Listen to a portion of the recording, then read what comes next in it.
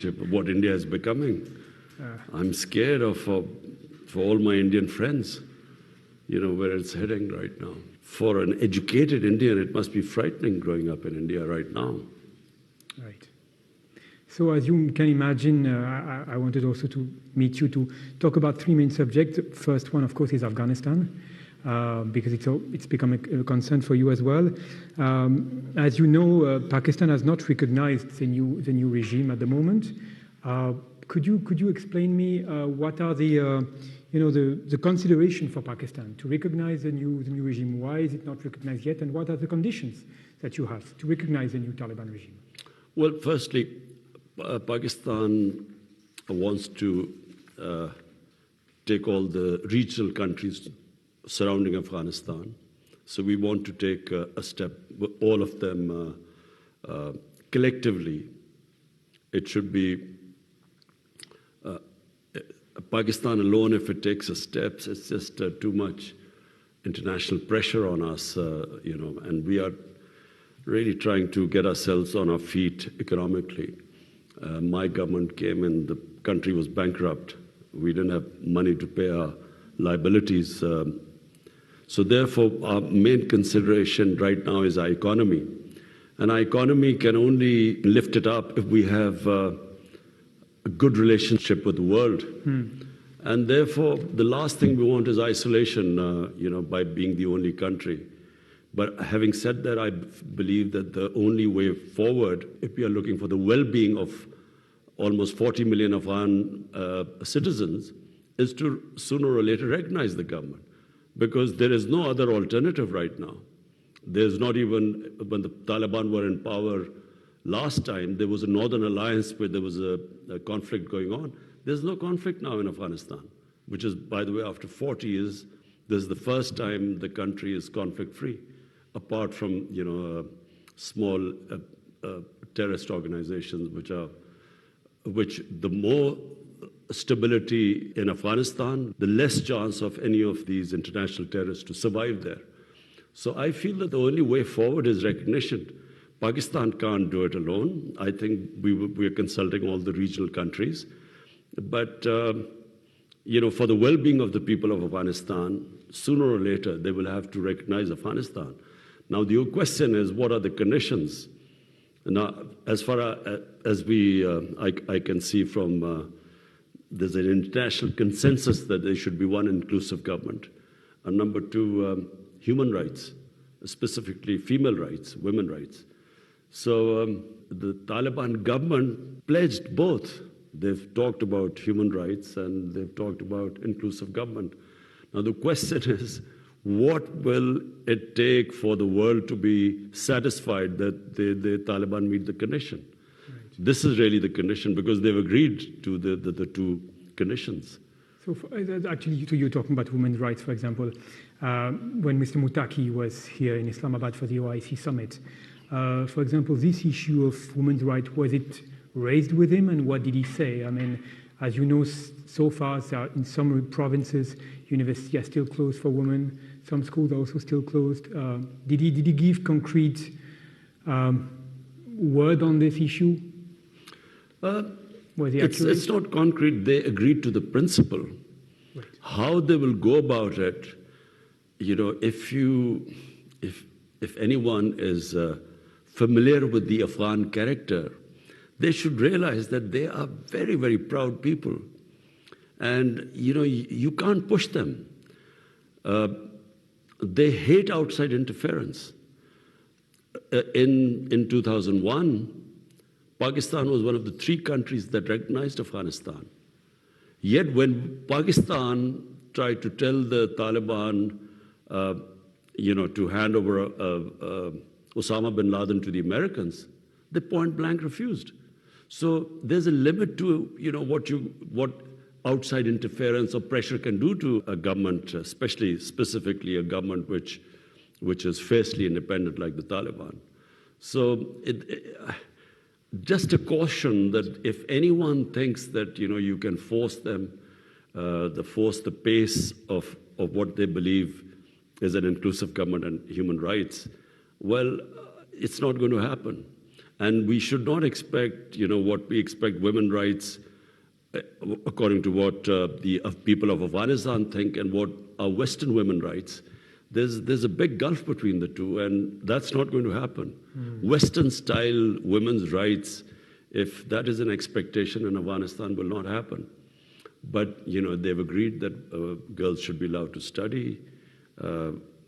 So that's, there's no, at least that one point they have, when they came here, they agreed. Right. They said, we're just taking our time, we are seeing the right conditions, but they've agreed to that. Right. So, as far as the security concerns, I'd like to know a bit more about the security concerns you have coming from Afghanistan. More precisely, you know that the Tehrik-e-Taliban Pakistan has bases in eastern Afghanistan, especially Loya Paktia. There are also the possibility that some Baloch insurgent groups could be also active from Afghanistan. They've carried out a couple of attacks against Pakistan recently. Are these some of your most pressing concerns that you have at the moment? Two concerns. Number one are the refugees. Pakistan already has over 3 million Afghan refugees.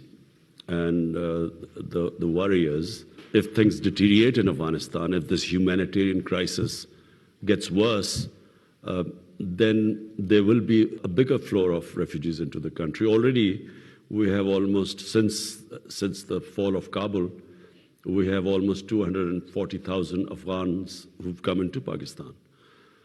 So number one, the country just cannot take more refugees. We don't have the resources. And secondly, before the fall of Kabul, 3 groups operated from Afghanistan. Number one was the TTP, Pakistan Taliban. Number 2 was Baloch terrorists. And number 3 was ISIL. So our belief is that the more stable the Afghan government gets, the less chance of these groups to operate from there. Right. So therefore, we have reasons, but probably Pakistan has the strongest reason for stability in Afghanistan for these reasons, refugees and terrorism. Right. So it means that when the Afghan Taliban are saying that they will not allow their country to be used by terrorist organizations against any other country, do you trust them when they say that? Yes, I trust them. Right. I think anyone who has who dealt with the Afghan Taliban, and I'm talking even of in 2000, one thing you can say is that they used to stick to their word. I mean, when when our truckers or people used to go, after the Taliban took over, when they used to go to Afghanistan, previously, after every 50 miles, there was a warlord who used to take money. When Taliban came into power, basically there was complete security everywhere. And when they guaranteed security, you got it. So we believe that they will, because it's in their interest.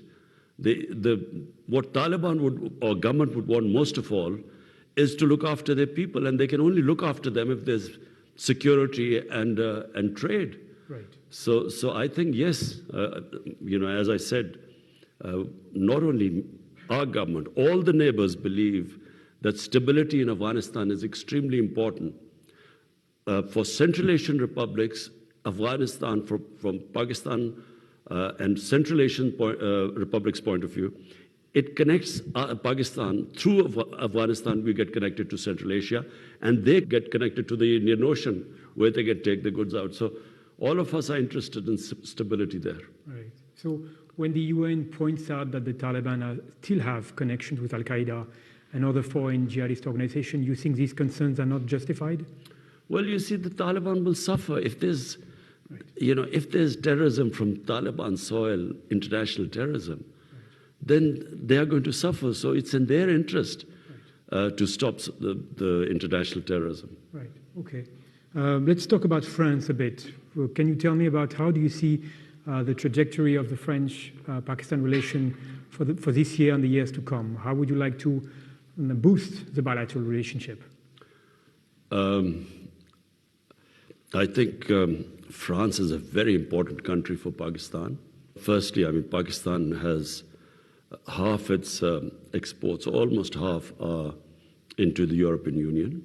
France is one of the most important countries and a trading partner. So my Pakistan's main interest is to fix our economy, make our country stand on its feet, care about the 220 million Pakistanis.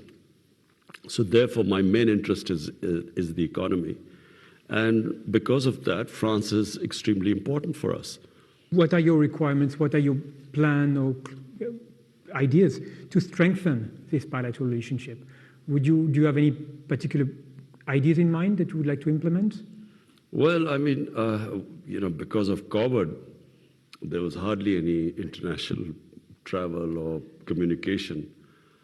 You had virtual meetings everywhere. So, but ideally, I would like to meet President Macron and discuss our bilateral ties. Yes. Right. Have you been able to plan a phone call with him so far? Yes, I've spoken to President Macron twice.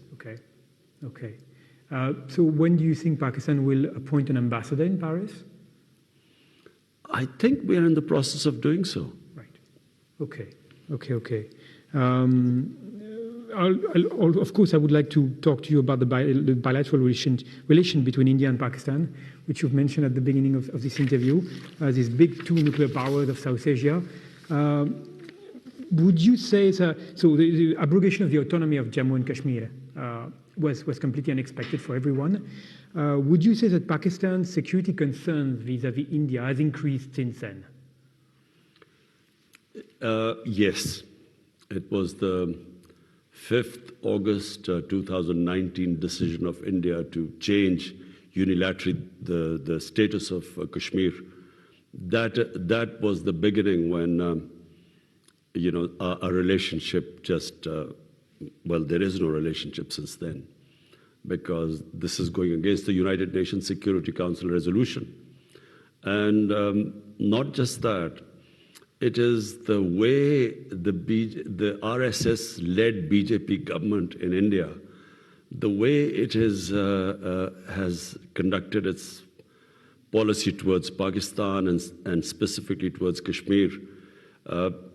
It is, I'm afraid, right now, there's a lot of anxiety in our part of the world that we are not dealing with a rational government. We're dealing with a government which ideology is based on hate towards Muslims, towards minorities, specifically towards Pakistan. And it's not a rational government where we can talk to them. Right. So do you have still this concern that India has not accepted the creation of Pakistan? No, I think it's, that they have to accept. The issue is simply that they are, to resolve our difference, the main difference is Kashmir. That's the main difference. And that's why when I came into power, my first step was to extend a hand of friendship to Narendra Modi. And, I know India better than most Pakistanis. So my idea was that we should have a neighborly relationship, and our only difference is Kashmir, and to settle that through dialogue. But the response we have got, I was quite surprised at the response I got from the Indian Prime Minister. And then Pulwama happened, where a young Kashmiri boy blows himself up an Indian convoy, and they blame us for it. And then they bomb Pakistan. And then, of course, we downed one of their planes, and then we returned their pilot, just to tell them that we didn't want any escalation. But it was just their attitude, the attitude of this Modi government.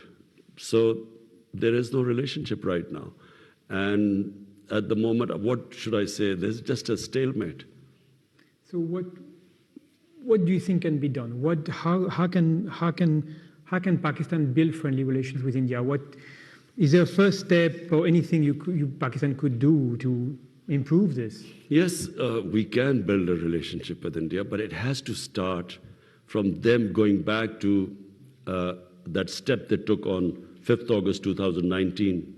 They have to, restore the status of Kashmir, because that's a violation of international law. Right. This is the only condition you have.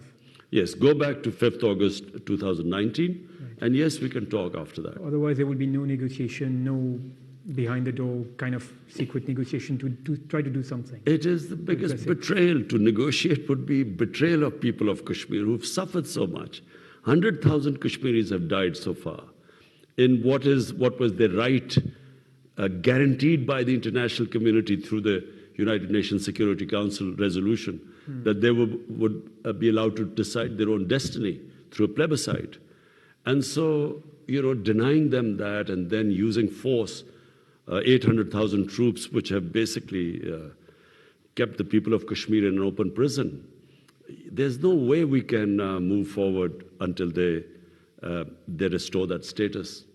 And indeed, actually, it's very interesting because very regularly I receive the press release from the Ministry of Foreign Affairs that condemns the use of force and torture in Kashmir. But let me ask you something that I have in mind. Pakistan regularly denounces this, and I completely understand. On the other hand, it doesn't talk about the repression of the Muslims in Xinjiang. So my question is, do you think that maybe this lack of consistency could also dent the credibility of the accusation that Pakistan has on India, on what India is doing in Kashmir? Well, let's just first see. The status of Xinjiang is that it is part of China. It's not a dispute. It's recognized as part of China. The state of Kashmir is that this was, in 1948, accepted by the international community that it was a disputed territory between Pakistan and India. So number one, the status of Kashmir. Number two, the people of Kashmir were guaranteed that they would, and accepted by India, that through a plebiscite, they would decide whether they wanted to go to Pakistan or India. That plebiscite never took place. Kashmir had a special status in the Indian constitution.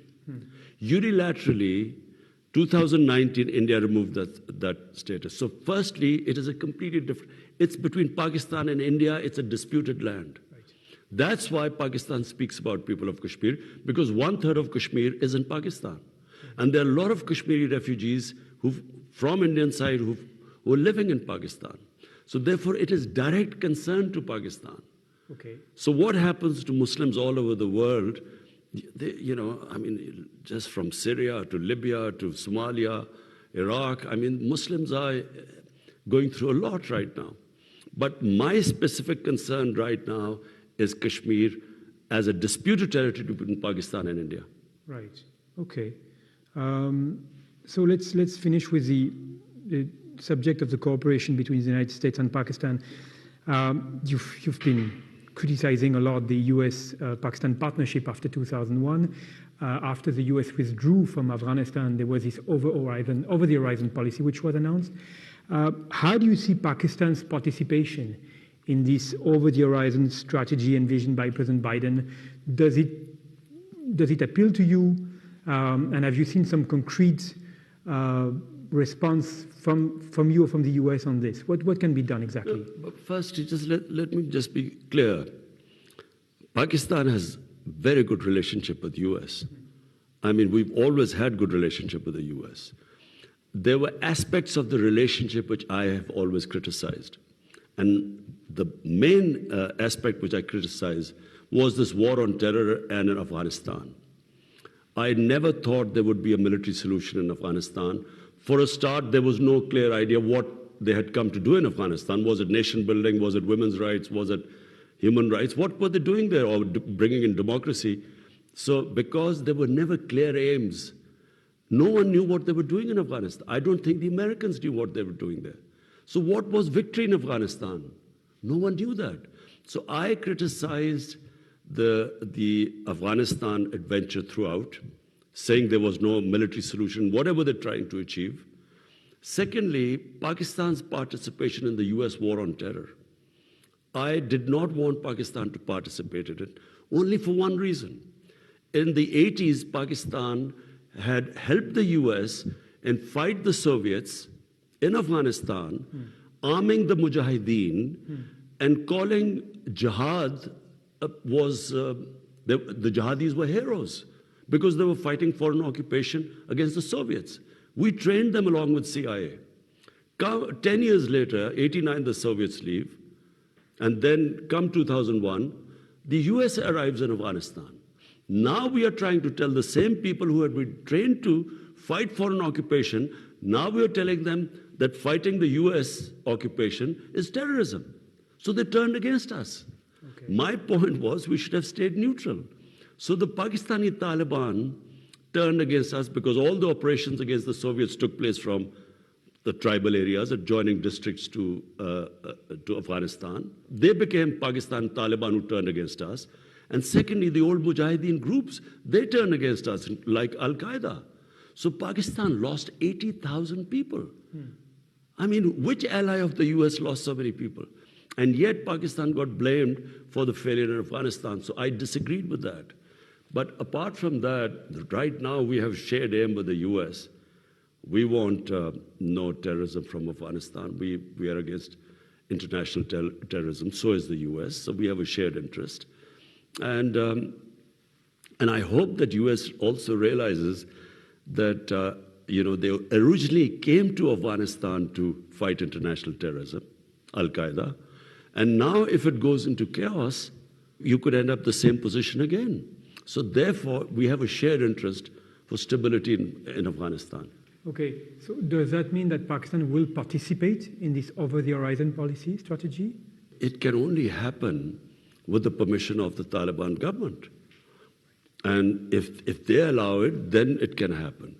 But otherwise, last thing we want is another conflict with this now Afghan government.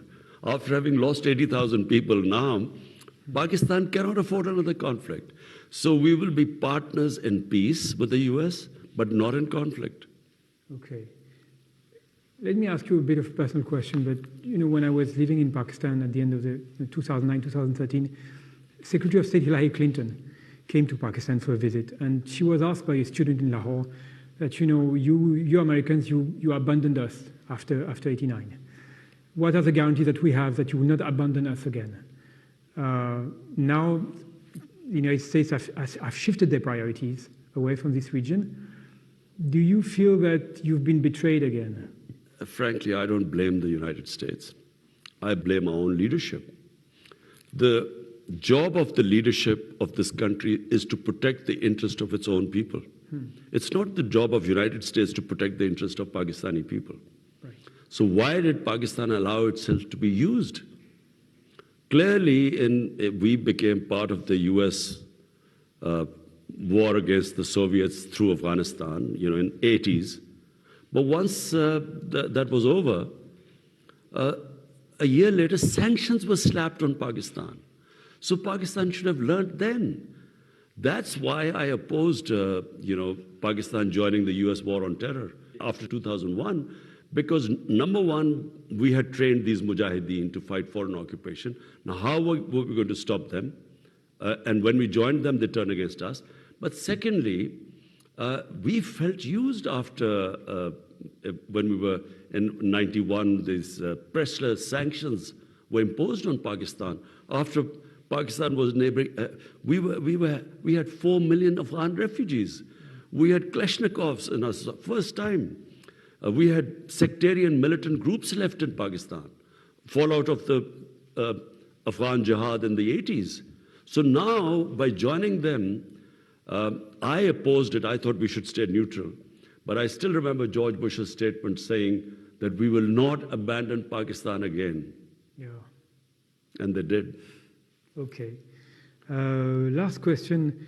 Do you have any plan to visit France? Is there any official visit for France which could be in the pipeline anytime soon, or is it something that you could do?